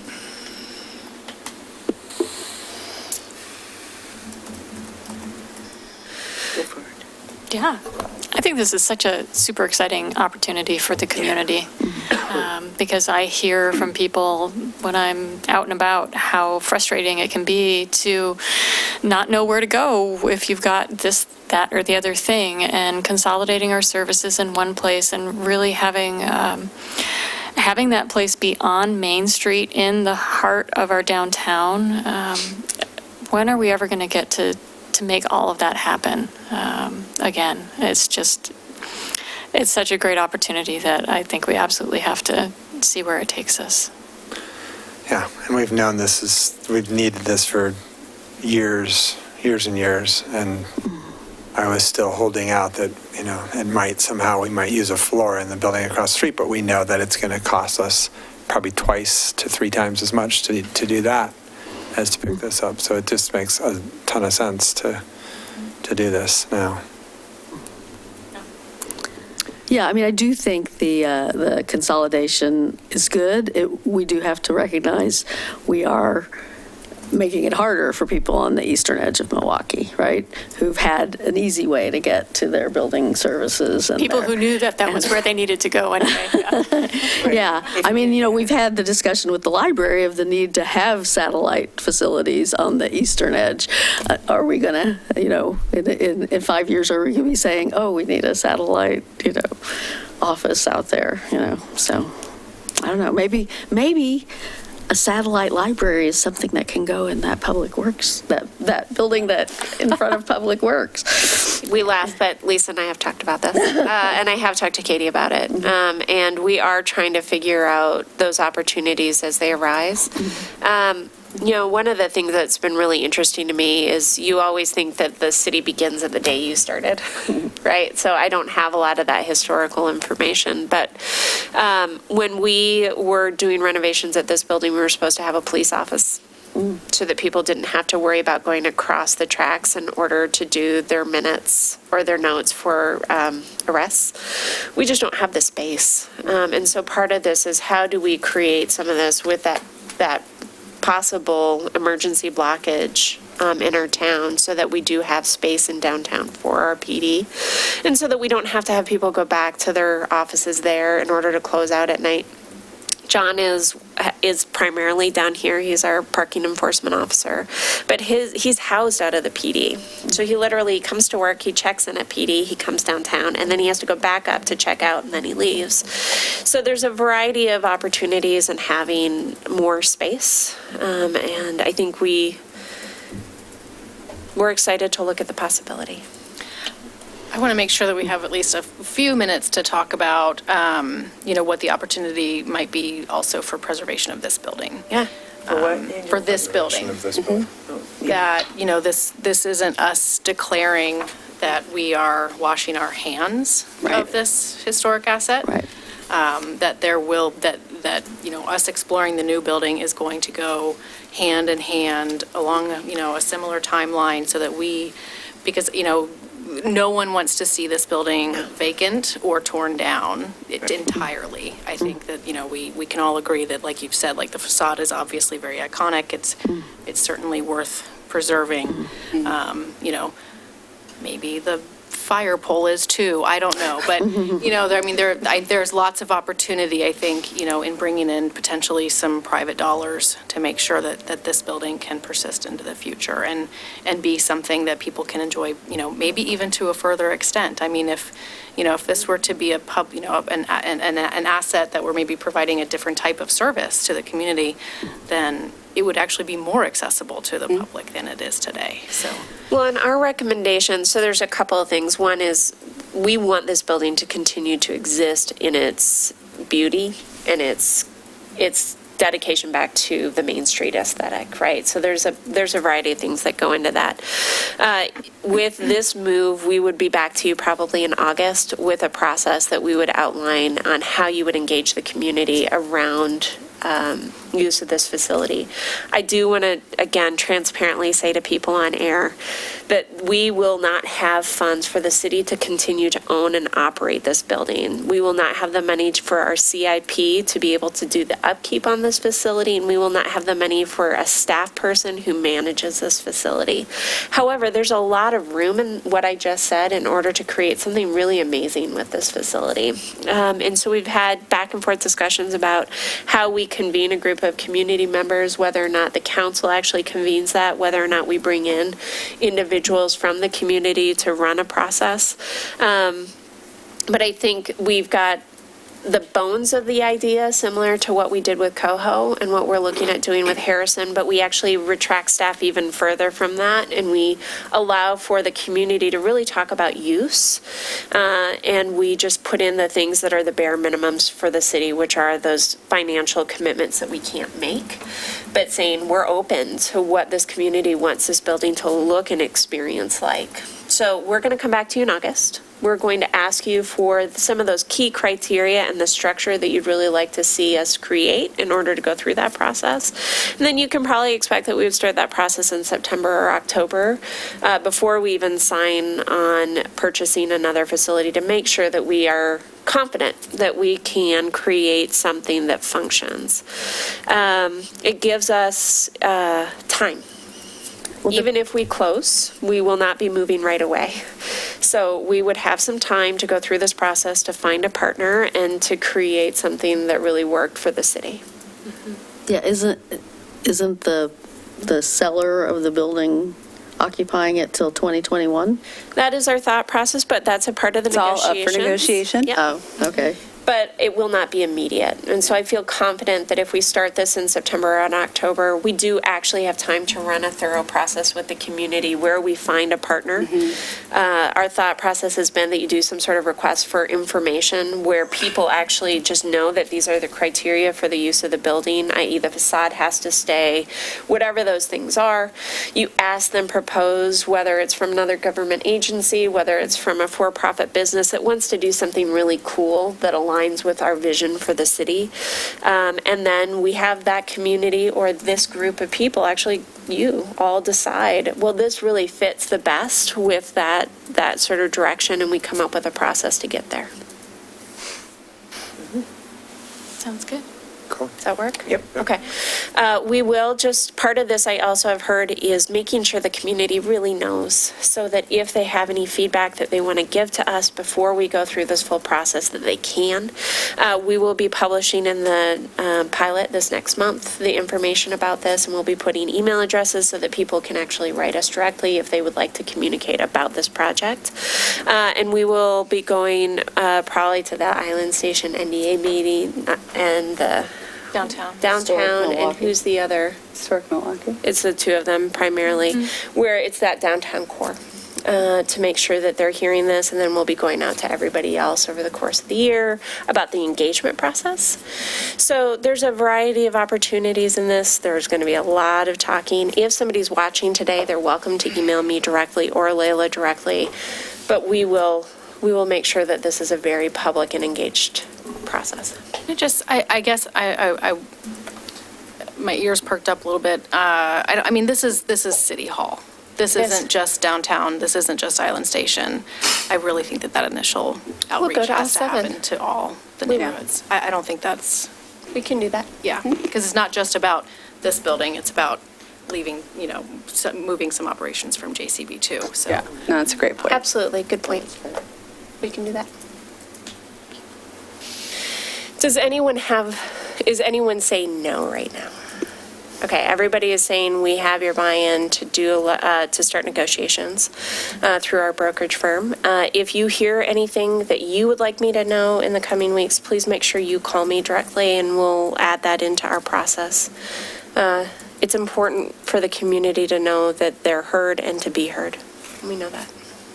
Thanks, everyone. Thank you. I just want to also say thank you to staff, because this came out of the blue and we are down numbers in some key positions and people are really stepping up. So I appreciate that Layla is, running with this in her new role. I appreciate all that you and Justin have done. I know it's a wonderful opportunity. It's also a lot of work. I also, since he came all the way over, just want to call out real briefly, for those of you who don't know, John is our financial advisor. He's here tonight just in case anything came up about the finances about this. We are working with him to come up with the structure for how we will internally fund this to make sure that everything works. But based on the conversation I had with Bonnie today, the worst case scenario still functioned. And so it's only going to get better based on our conversations with John. Great. Cool. Okay. I have some work to do. Thank you. Yeah. Thank you, everyone. Okay, we now have a new item, as a reminder, which is Jennifer Garbley to talk about the plaza. Right, yes. The local review board to talk about the plaza question.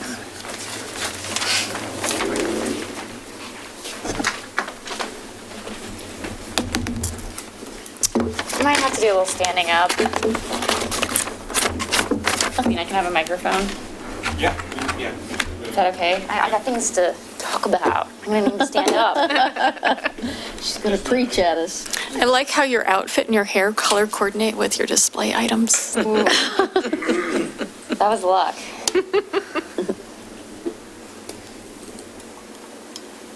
Oops. I think it was right below it. Oh, go away. Thank you.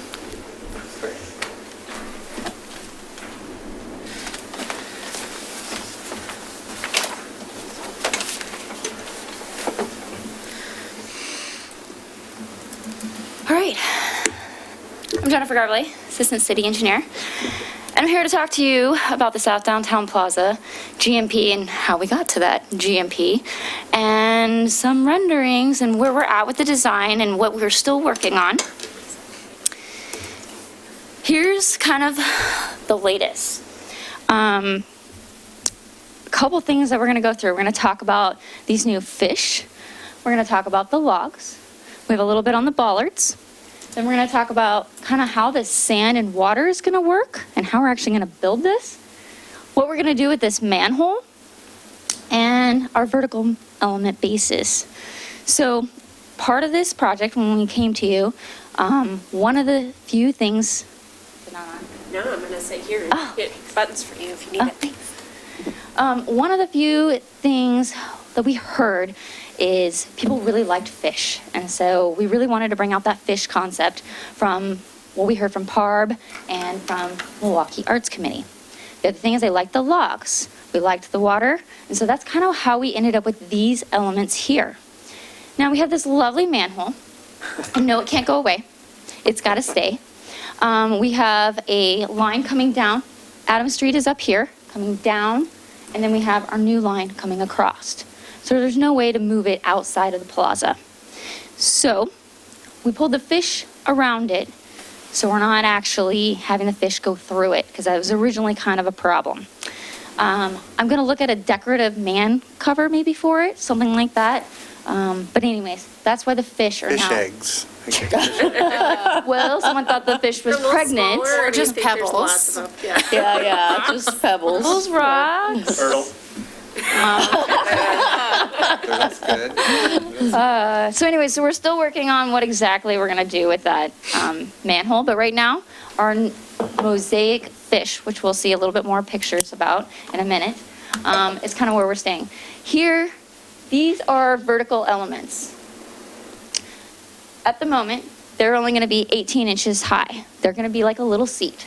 They are being prepped and ready for when we eventually do Dogwood Park and we connect all three. The connector, Adams Street connector, the plaza, and Dogwood Park. So at this point, we're not doing vertical elements, but the foundations are there. We'll be able to bolt whatever we need in order to put either a shade structure or a banner with the ability of going up 20 feet high if we wanted to. Oh, cool. Okay, so we're building that in right now, having the foundation ready to go. And then bollards here, we'll see a picture. We picked out one that we would like to use. So go ahead, let's go to the next one. All right, so let's talk about the fish. So the artist came up with this rendering, and I actually have a plate that actually shows what we're looking at. What kind of stones maybe you guys can pass that around.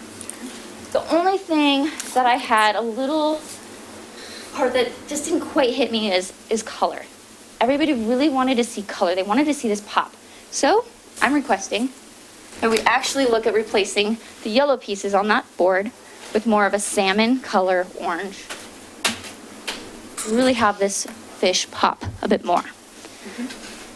Because I want to see pop. I want to see that go. I want to see what that's going to happen. We want this to look beautiful and bright and exciting. So that's kind of the direction I'm moving right now, is an orange for that pop of that fish. Otherwise, I think the idea of seeing these specks is really a cool, detailed aspect. The other thing to think about, these fish are going to be about the size of a car. If you looked at that rendering, they are about the size of a 4-door sedan. So they're going to be massive. So maybe they should be sturgeons instead of salmon. But sturgeons aren't as... With that nice peachy color that's on the inside. Okay. I agree. Yeah, So- next one.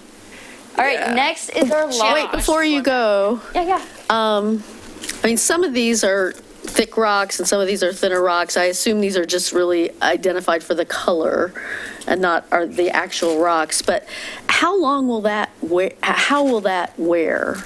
So those are actually set into concrete. This will all be one level. You will not see, and it has a sealant that will go over the top of it as well. This is completely one level. Those are the actual rocks that we are going to use. Oh, really? Okay, so they're not all the same necessarily dimension. They're not all the same dimension. Okay. But you won't have a difference. Okay. So it'll all be one level. So I guess what motivates my question is, when they repaved McLaughlin a decade ago and they put in these nice patterned crosswalks that were like Painted ones? well, they weren't painted. They were actually something in the pavement, but it didn't last more than a couple of years. It was basically an epoxy top coat. These are actually built into the structure. It's similar to what we did on the medallions Right. on sidewalks. Yes. This is really strong. It is traffic rated, bus rated. We're really going for, it's very minimal maintenance.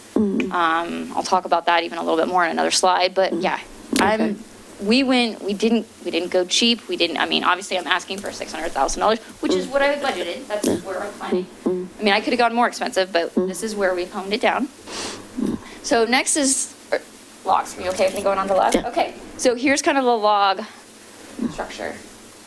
And really this concept of, looking at what a log actually looks and trying to find like a knot. And so I think they did a really nice job taking out materials to kind of emulate that and show that through.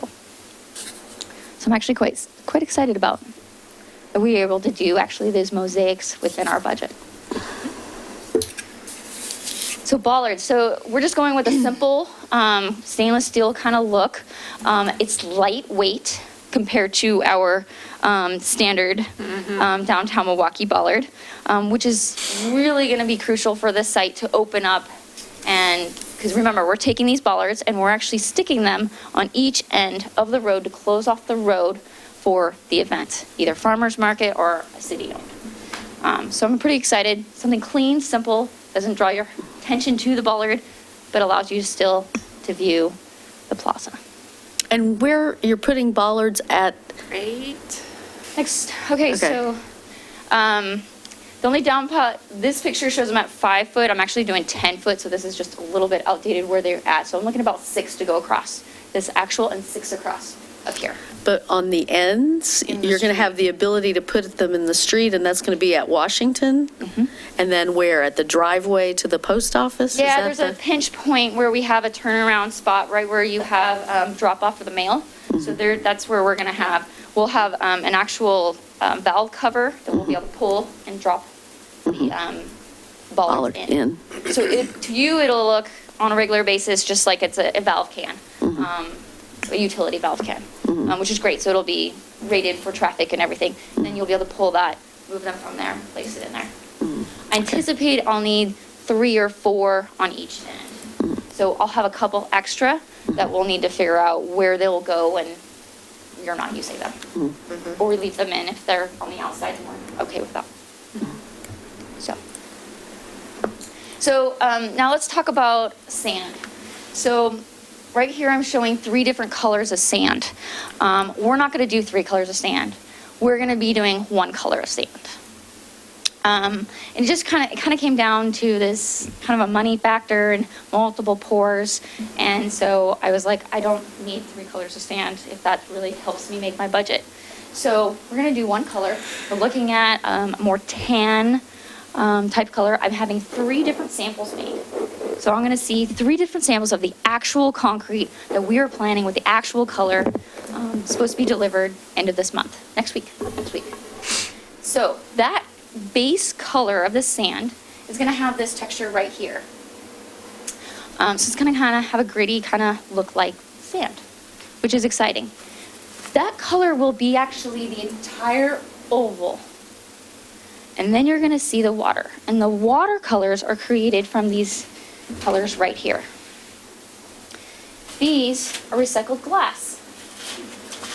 So I'm kind of excited about that. That's a nice little prompt. And so our low, medium, and high colors are going to be created from these 3 different glass. Cool. And again, you're not worried about that wearing off? No. Okay. It is integrated. Here's a picture of kind of one example of how it's going to look. In the samples that I get, I'll get to see how they're going to transition from the highest color to the lowest color. The exciting part about this is you see kind of a vein here. We're not going to see an actual vein. Those colors are going to naturally blend together to create our water flowing. Nice. Yeah, when I was at that climate summit in Chicago, there was a piece on recycling, and some cities are finding that the cost of trucking the glass to where they have to truck the glass to is making the recycling of glass almost not work. So what a lot of cities are starting to explore is using glass as the aggregate in concrete. In concrete? And asphalt, Oh, wow. because it's that strong. So it's... Blandford Nature Center in Grand Rapids, Michigan, used aggregate glass asphalt pavement in its parking lot in the early 1980s as a test bed. Just as a fun fact. Glass. Kind of a long time. So maintenance of this system. It is just needing a little pressure washer and a natural cleaner is all that we're requiring for this system. We do apply a penetrating sealer to prevent staining, so there will be a coat that goes all the way over the top of this system. It doesn't need to be reapplied on a regular basis at all. They pretty much do it once and step away. Where can I get some of that? I'm in the process of sealing some concrete right now. Yeah. The other thing that they really promoted is they've been doing these systems. This is Bilardi, all over the country for a decade now or more, and they've never been called up to repair. So they don't see chipping. They don't see, part of the mosaic coming out. They really don't. They've got the system kind of honed in, and they do it to withstand many different temperatures, weather, conditions, traffic, the works. So that's the part that's exciting. So you say pressure washer, so that means the street sweepers that Public Works have, they won't do this because... They probably could go over the top of it. I mean, a bus can go over the top of it, so yeah, our street cleaner probably would be able to go up and over, and if they could do that once a month, it'd probably make it look really nice. But if you're going to have a big event and you want to show it off, we can go Right, down. because you're going to have oil dripping, which the street sweepers don't clean up, and things like that. So yeah. I'm going to wash it every once in a while. But yeah, exactly. So outreach, we've done an open house, we've gone to PARB, we've gone to Milwaukee Arts Committee, we've been here. So what other questions? What do you got for me? There you go. Are you going to approve my GMP? I'm good. I'm good too. What do you want to see? Do you want me to come back on the 16th? Are you comfortable? No, this I is think great it's party. awesome. Yeah, looks great. Great. Yeah, Good job. thanks. I would be remiss as a naturalist if I didn't say that Chinook are not orange, but that's all I have to say. I'm done. No, and we knew that, and that's why they came up yeah. with the other kind of colors, but Yeah. I hear you. I just really wanted something more to pop. I'm happy to tell my inner naturalist to shut up in the interest of artistic license. Yeah, we wanted to go for a little more artistic and not realistic. Yeah. As far as coloring. Yeah. Agreed. All right, so you need a We need a motion? motion.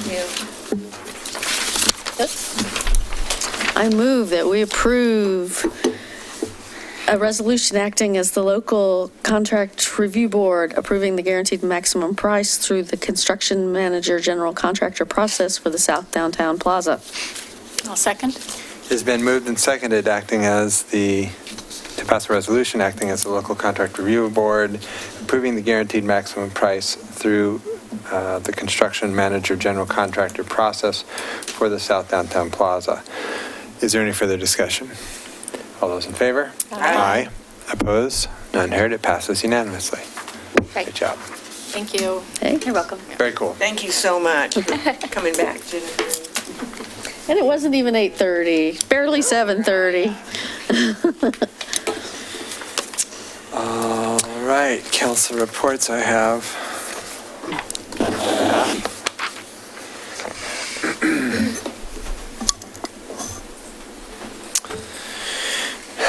Learn about basic renters' rights, what's affordable housing, or what affordable housing is, and the Clackamas Housing Bond at a free seminar called Our Housing, Our Communities in Clackamas County on Thursday, June 20th from 6 to 8 p.m. at the Wichita Center.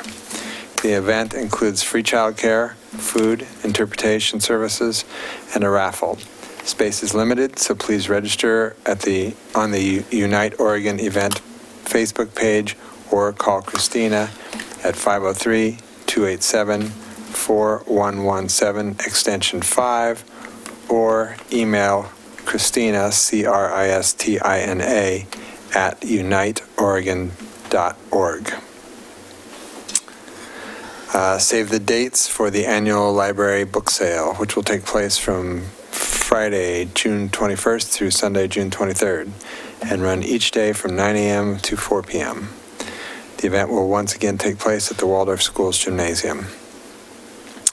The Leading Library, City Hall, and Johnson Creek Boulevard Public Services Building are all closed on Thursday, July 4th for Independence Day. The next First Friday is July 5th from 5 p.m. to 9 p.m. in downtown Milwaukee. The event is a great way to explore downtown.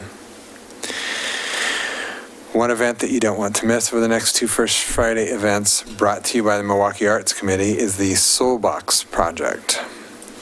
Community members can make soul boxes at City Hall from 5 to 7 p.m., which will then be displayed at City Hall through the month of August.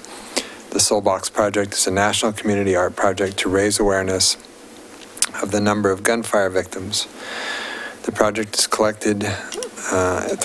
collecting one handmade origami box for every person killed or injured by gunfire in the United States since 2014. It is free to participate, so stop by City Hall between 5 and 7 p.m.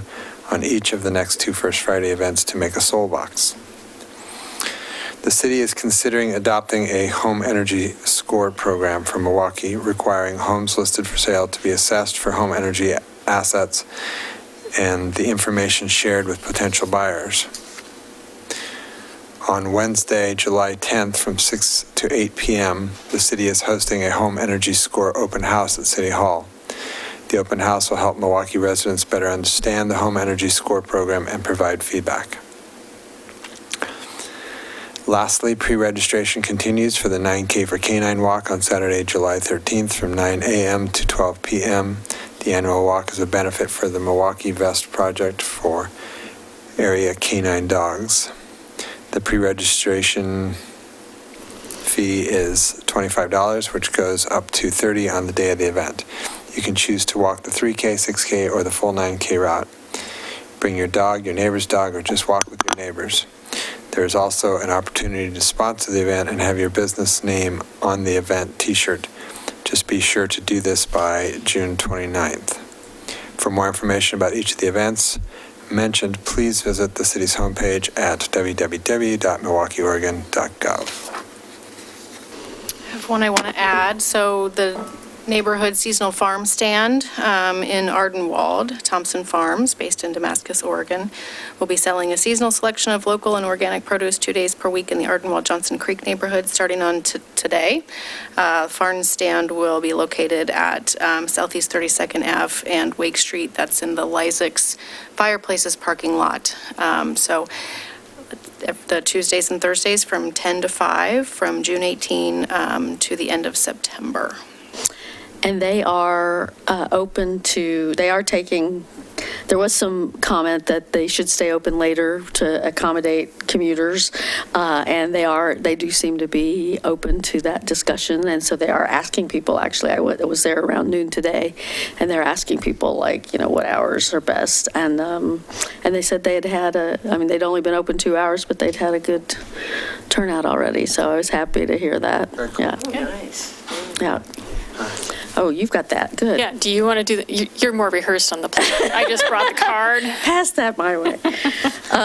While that's passing down, I'll just note that the Milwaukee Museum's having their historic home tour this Saturday, but it's sold out, so I guess there's no point in promoting it.